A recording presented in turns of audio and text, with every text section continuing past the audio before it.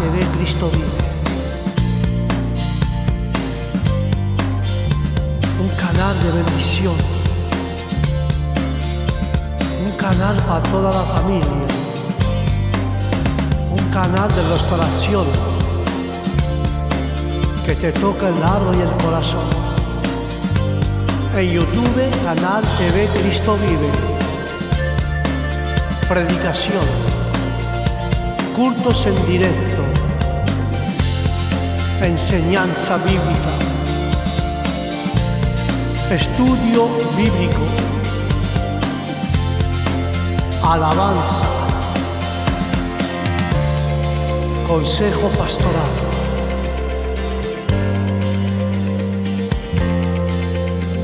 Adoración, oración, lectura bíblica. Todo esto y aún más en YouTube, en canal TV Cristo Vive, con el pastor Juan. No te lo pierdas. Del lunes al domingo en tu canal de YouTube TV Cristo Vive. Su esperamos. Dios te bendiga.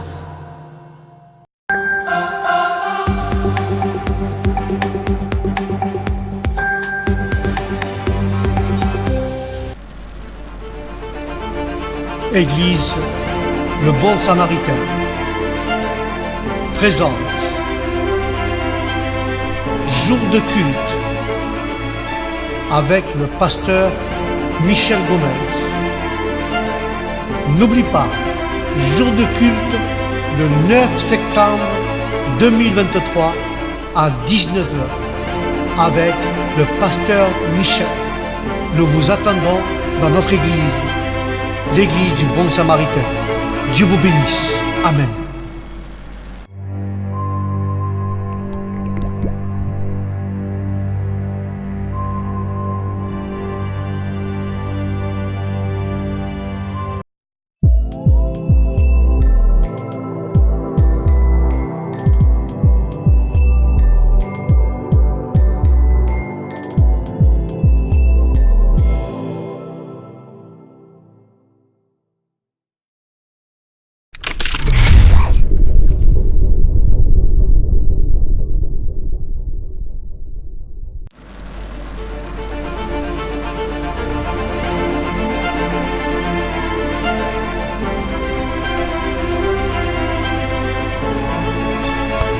Jour de culte avec le pasteur Michel.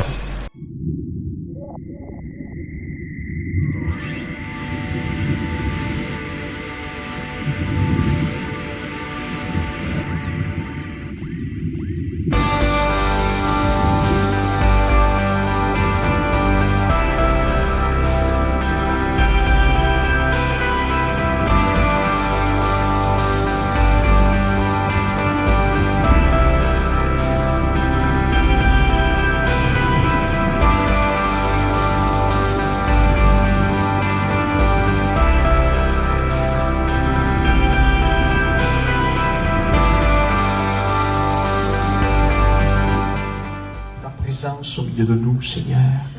Merci parce que nous sommes venus ce soir passer une petite heure avec toi, Seigneur.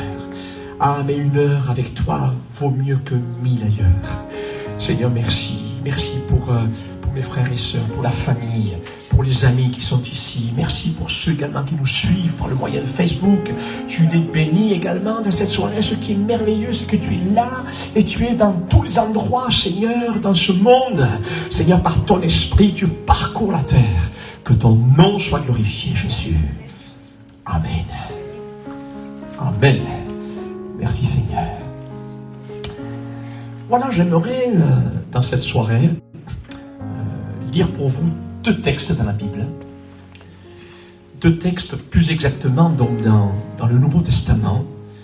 Et la première lecture que je vous propose, nous la trouvons dans la 2e lettre de l'apôtre Paul à Timothée, chapitre 2, verset 3. Dans cette soirée, le thème c'est de devenir des champions pour Dieu. Vous voulez devenir des champions pour Dieu?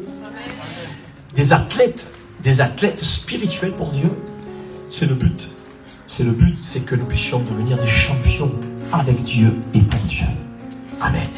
Voici ce que nous lisons donc dans ce premier texte. Tel un bon soldat de Jésus-Christ, prends comme moi ta part de souffrance. Ce qui veut dire tout simplement aussi, c'est que nous pouvons être des champions dans le Seigneur, mais ça n'exclura pas les moments de souffrance. Et nous le voyons déjà à travers notre champion des champions, Jésus-Christ, qui lui a souffert pour nous, malgré qu'il soit le roi des rois, le Seigneur des seigneurs. Et c'est pour cela que l'apôtre Paul va dire ces mots à Timothée: tel un bon soldat de Jésus-Christ, prends comme moi ta part de souffrance, mais tout en sachant aussi que le Seigneur est celui qui nous délivre de la souffrance. Si nous nous confions en lui, si nous lui faisons totalement confiance, le Seigneur est celui qui nous délivre de l'épreuve. Comme nous l'avons entendu tout à l'heure à travers ce témoignage et bien d'autres témoignages. Le Seigneur est celui qui vient sauver, celui qui crie à lui de tout son cœur et qui se confie en lui. Mais c'est vrai, tel un bon soldat de Jésus-Christ, prends comme moi aussi ta part de souffrance.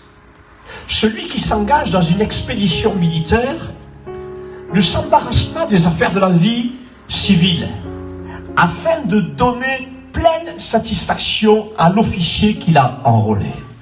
Amen. On n'a jamais vu un athlète remporter le prix sans avoir respecté toutes les règles. Amen. Voulez-vous comprendre la parole de Dieu de cette soirée? La première des choses qu'il nous faut faire, Angelina, c'est d'écouter avec nos deux oreilles. Amen. C'est d'écouter avec nos deux oreilles. Ne pas être distrait ni à droite ni à gauche. Si vous voulez ressortir de ce lieu, mieux que vous êtes rentré, peut-être que vous êtes rentré avec la tristesse, mais si vous voulez ressortir de ce lieu avec une bénédiction, tendez les deux oreilles. Très important. Amen. Gloire à Dieu. La deuxième lecture que je vous propose se trouve dans la première lettre de Paul aux Corinthiens, chapitre 9, verset 24. Voici ce qui est écrit. Vous savez sûrement que les coureurs dans le stade courent tous, mais qu'un seul remporte le prix. C'est vrai. Courez donc de manière à remporter le prix. Tous les athlètes dans ce monde, à l'entraînement, s'imposent une discipline sévère. Et c'est vrai. Mais eux, les athlètes de ce monde, ils le font pour gagner une couronne ou un prix qui se fane, qui ne demeure pas.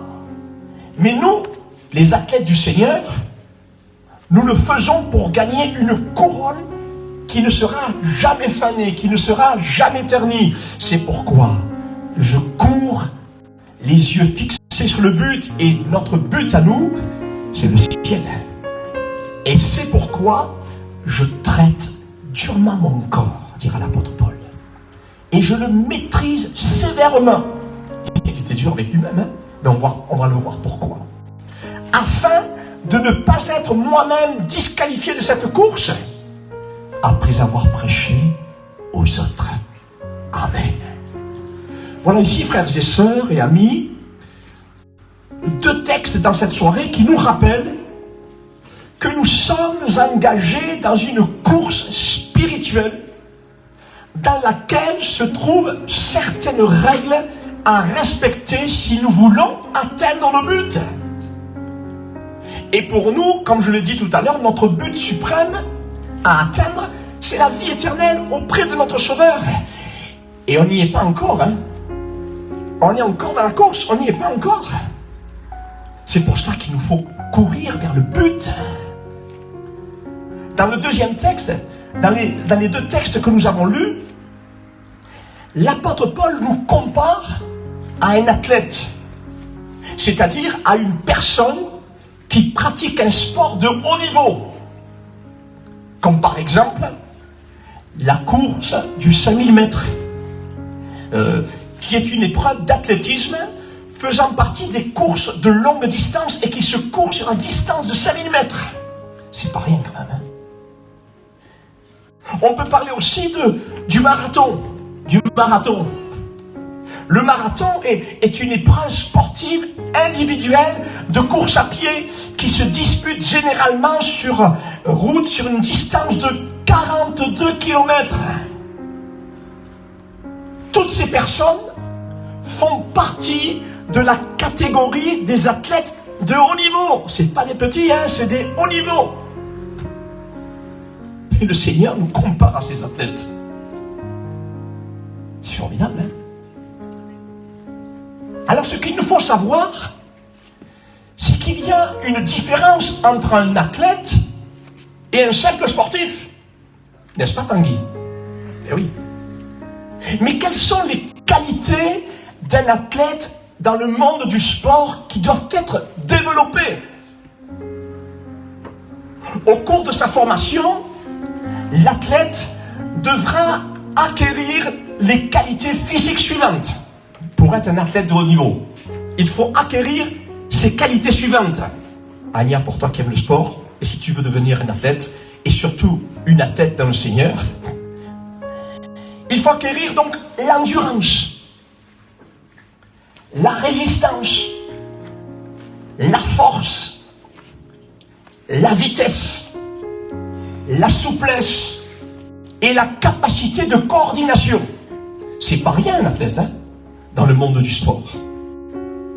Et voilà ici certaines qualités que nous devons développer si nous voulons nous aussi devenir un athlète spirituel pour le Seigneur. Et c'est à quoi nous sommes appelés, frères et sœurs.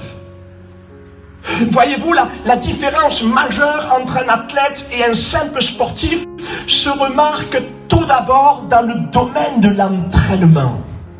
Eh oui. Un athlète consacre toute sa vie autour de l'entraînement et des compétitions. Alors qu'un simple sportif s'entraîne de temps à autre, ce n'est pas sa priorité. Mais pour quelle raison les athlètes dans le monde du sport s'entraînent-ils? Cet entraînement intensif des athlètes est dans le but de l'entretien et de leur amélioration des performances sportives. Cet entraînement comprend la préparation physique, technique, tactique et mentale aussi. C'est pas pour rien qu'ils s'entraînent, c'est pour tout savoir, pour avoir toutes ces qualités.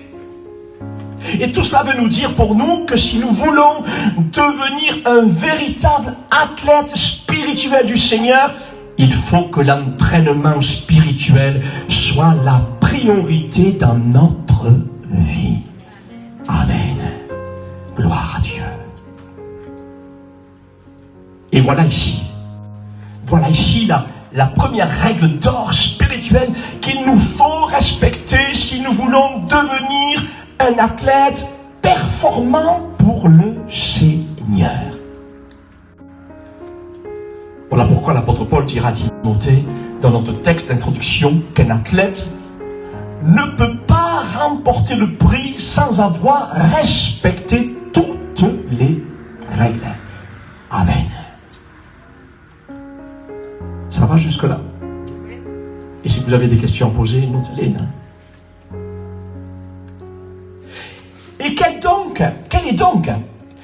est donc cette première règle d'or concernant l'entraînement spirituel qu'il nous faut respecter pour devenir un athlète du Seigneur? Gloire à Dieu. Jean-Louis, prends la côté de toi, s'il te plaît. S'il te plaît. Voilà, pour pas que ça distrait les autres, s'il vous plaît. Voilà. Voilà. Tu restes tranquille. Petit, hein. Voilà. Hein. Non, voilà. Pour pas que ça distrait les gens. Hein. L'église, c'est l'église. La maison, c'est la maison. Voilà. Ici, on est à l'église, on n'est pas à la maison. Gloire à Dieu. Et quelle est donc cette première règle d'or concernant l'entraînement spirituel qu'il nous faut respecter pour devenir un athlète du Seigneur? Cet entraînement intensif passe tout d'abord par un temps de réflexion et de méditation chaque jour autour de la lecture de la Bible et d'un temps intime dans la prière auprès de notre Seigneur. Sans cet entraînement journalier, quotidien, nous ne pourrons, ni vous ni moi, devenir un véritable athlète du Seigneur. Car à la moindre tentation, à la moindre épreuve dans notre vie, nous serons disqualifiés de la course, car nous n'aurons pas la performance nécessaire pour faire face à tous les imprévus de cette vie.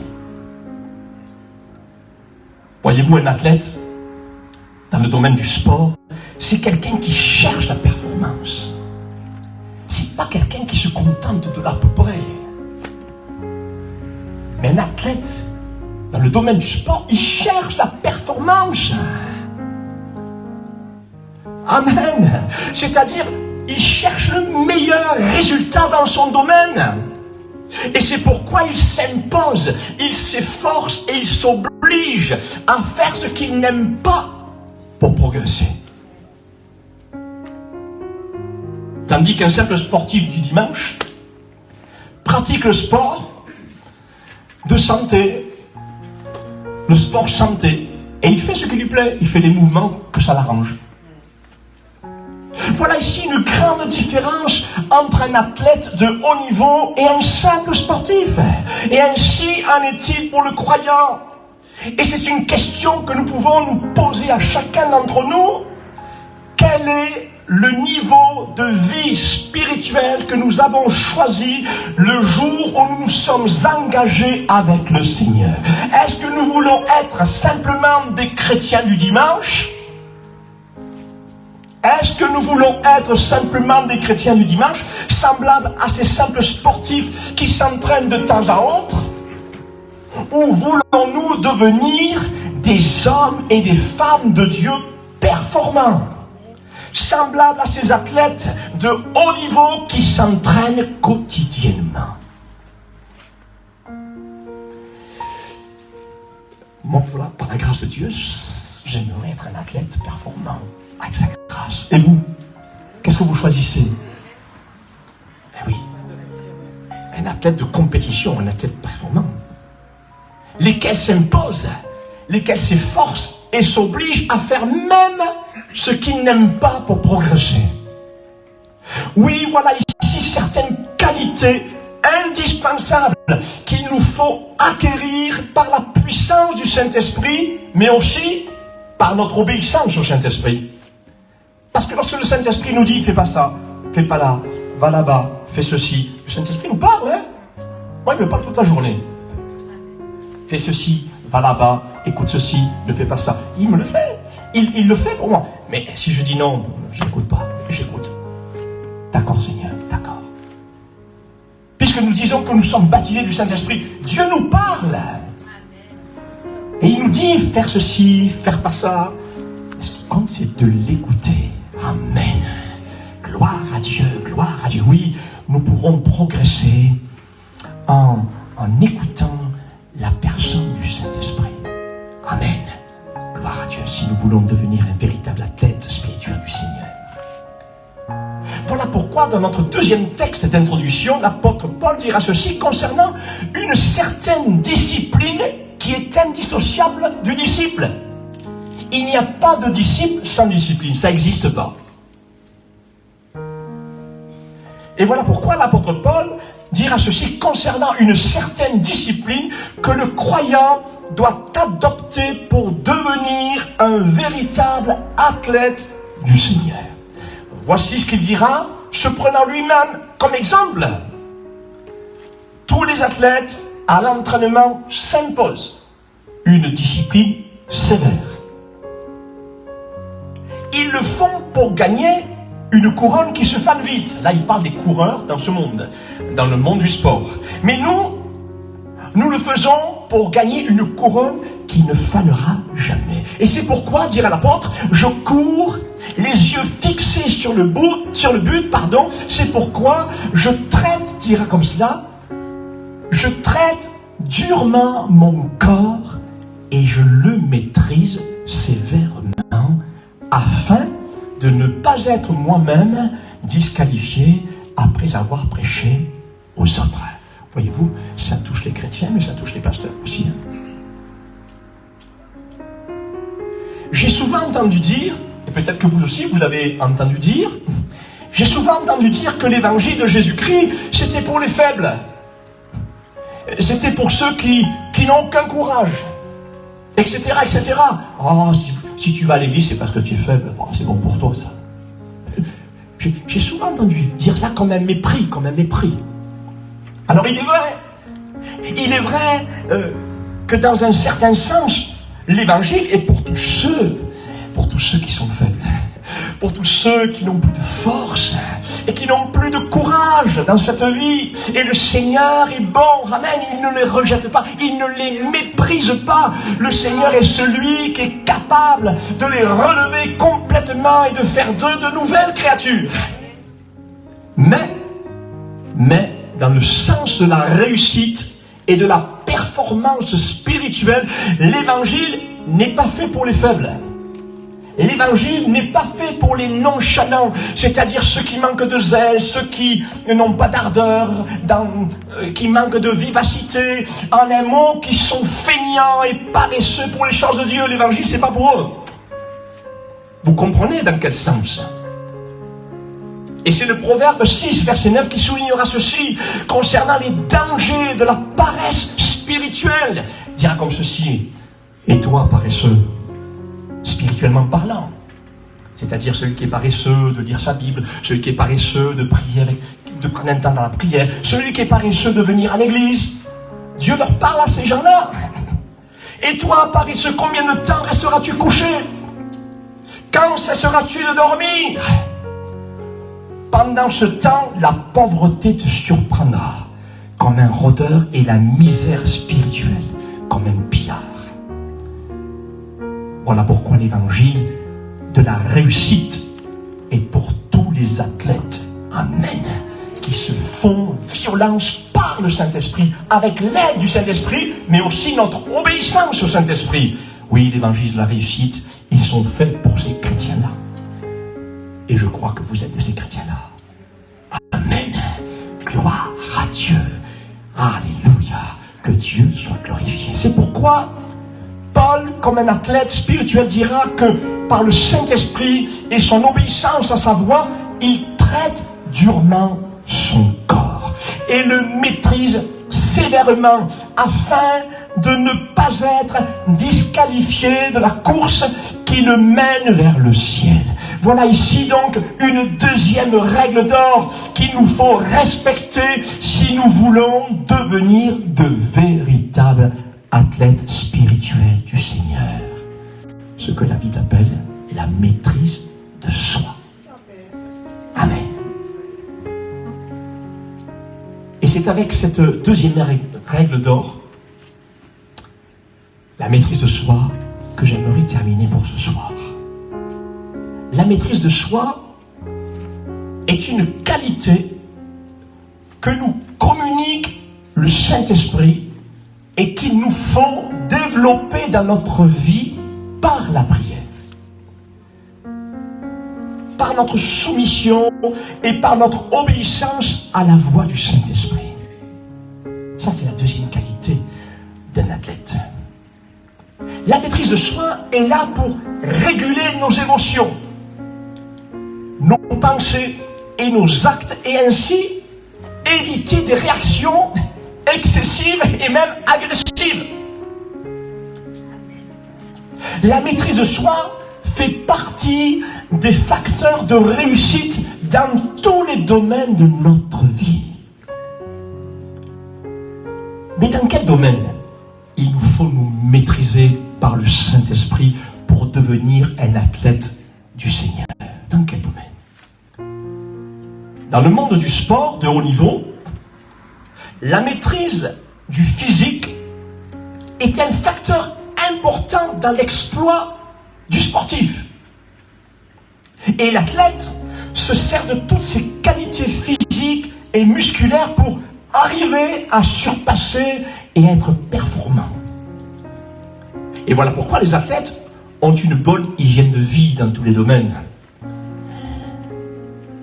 Et une bonne hygiène de vie se traduit par des habitudes, des bonnes habitudes à prendre dans la vie quotidienne pour garder un équilibre de bonne santé physique et mentale. Et la bonne hygiène des athlètes est tout d'abord basée principalement dans le domaine de l'alimentation. Les athlètes, ils ne mangent pas n'importe quoi, hein.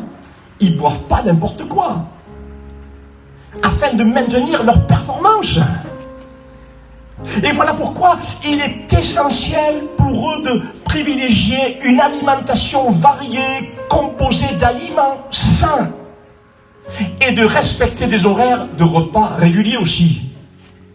Et il y a le bon ordre, quoi. Les athlètes sont des gens qui vivent dans le bon ordre. Amen. En effet, pour l'athlète de haut niveau, une bonne alimentation permet d'apporter toute l'énergie nécessaire à l'organisme, c'est vrai, et aux muscles pour qu'ils puissent se développer de la meilleure façon. Vous avez vu les athlètes comme ils sont, hein?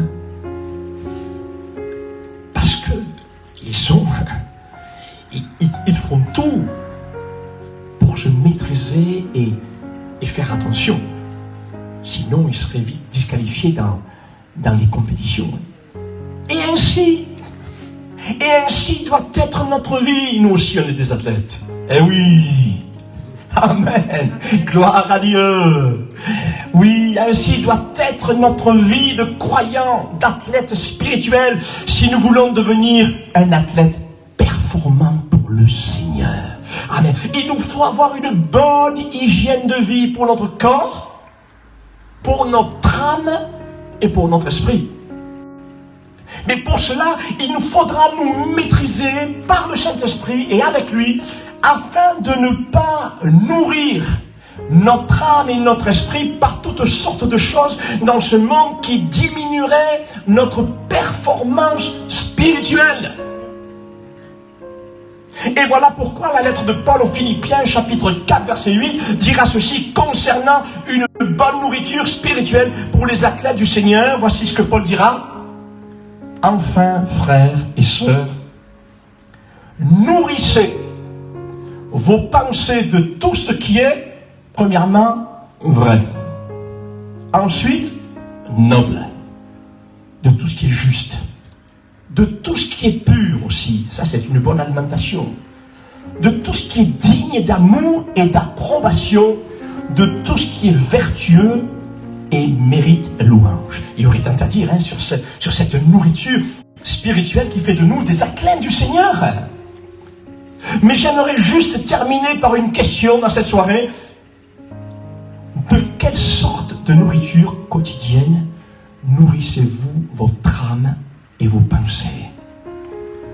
C'est vrai que nous vivons une génération où tout se passe sur les réseaux sociaux. Facebook, TikTok, TokTik. C'est à nouveau réseaux sociaux. Et chacun raconte sa vie et s'expose à la vue de tout le monde, et bien des fois sans aucune pudeur. Mais ce qui est triste, ça c'est le monde. C'est des gens qui sont sans Dieu, ils ont besoin de connaître la vérité. Mais ce qui est triste et alarmant, c'est lorsque des chrétiens eux-mêmes ne cessent d'alimenter leurs âmes et leur esprit par toutes sortes de choses sur les réseaux sociaux qui bien souvent ne sont nullement dignes d'approbation par Dieu, s'exposant également pour tout et bien souvent pour n'importe quoi, pour des choses qui ne glorifient pas le Seigneur. Oh, je veux vous rassurer, en disant que je ne suis pas contre les réseaux sociaux. D'ailleurs, je travaille avec Facebook. Oui. Mais dans la mesure où nous les utilisons avec sagesse et pureté, et surtout pour la bonne cause de l'évangile de Jésus-Christ. Faisons attention aux réseaux sociaux. Alors donc, veillons. Veillons à demeurer de bons soldats, de bons athlètes du Seigneur, en nous nourrissant, de la bonne parole de notre Dieu. Amen. Et en nous éloignant de tout ce qui pourrait être nocif pour notre santé physique, morale et spirituelle, afin que nous ne perdions pas la course dans laquelle nous nous sommes engagés, parce que Jésus-Christ revient bientôt et il prendra avec lui les athlètes spirituels. Alors donc, puissions faire partie de ces athlètes spirituels. Le Seigneur nous a tout donné pour que nous puissions réussir. Amen. Il nous a laissé son esprit.